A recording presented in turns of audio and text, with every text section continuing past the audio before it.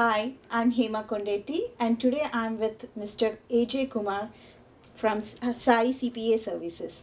And today let's discuss about our 2021 filing taxes, how the changes taking place.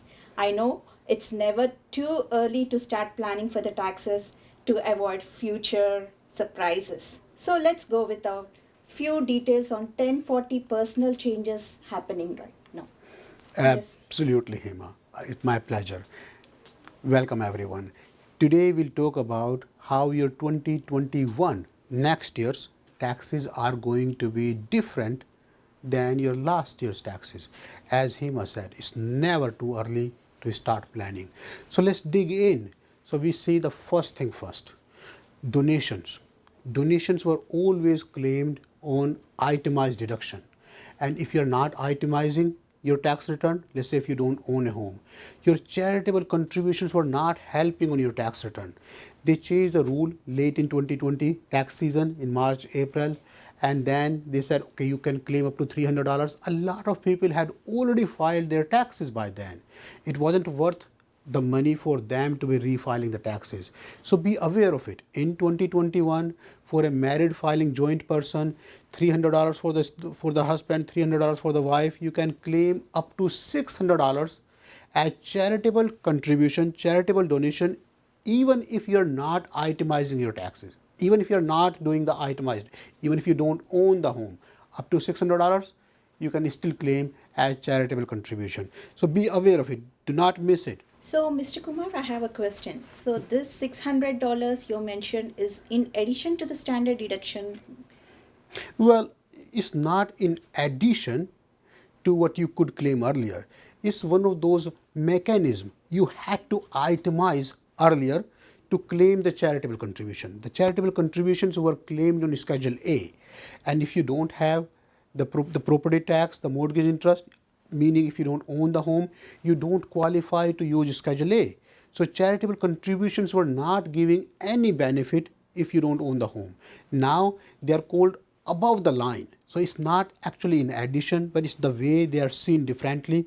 So now up to $600 of charitable contribution can be claimed above the line, not through the Schedule A. Moving on to the next item, let's look at the medical expense. Medical expense deduction were 10% and over. Your medical expenses must be in excess of 10% of your total AGI to be deductible against your income. They changed the rule again late during the season. Now it's 7.5%. So you owe it to yourself to save all those medical receipts, all those prescription receipts. And a lot of time people ask us, is over-the-counter medicine tax deductible? Yes, absolutely. How about the copay? Absolutely. How about the insurance payment? I say absolutely. Any out-of-pocket expense that you have for your medical expense is a fair game. You put it all together, and if it happens to be more than 7.5% of your AGI, you get the direct benefit on your IRS tax return. Please remember, please understand, on your state tax return, the benefits are far more. So even if your total medical expenses are not more than 7.5%, it's still a good idea to claim the medical expenses. So that's a new change that you have to be careful, that you have to know to get the benefit when you file your 2021 taxes. Again, the next thing, you will look at the standard deduction. Every year, the standard deduction increases. So if you don't own a home, a lot of times you don't have to itemize your taxes.